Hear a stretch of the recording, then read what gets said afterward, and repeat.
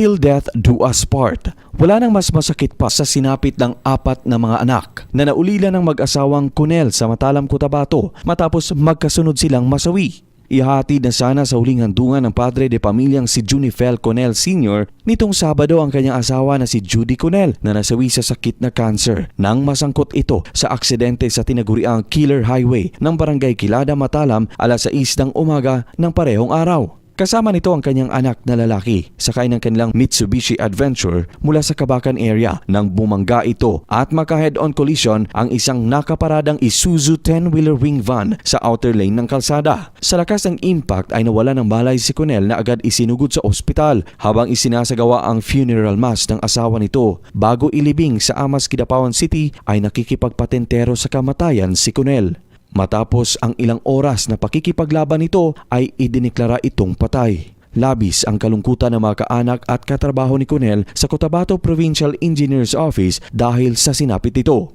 Naulila ng mag-asawa ang kanilang apat na mga anak kung saan ang lahat ay mga minor de edad. Sa impormasyon mula kay Matalam PNP Township Police Lieutenant Colonel Maylene Estrellan, kinustodiya nila ang driver ng wing van na si alias Ryan, 40 taong gulang na taga Bao, Alamada. Paalis na umano ito matapos mag-water break nang gumewang-gewang ang sasakyan at pumanggas sa kanila.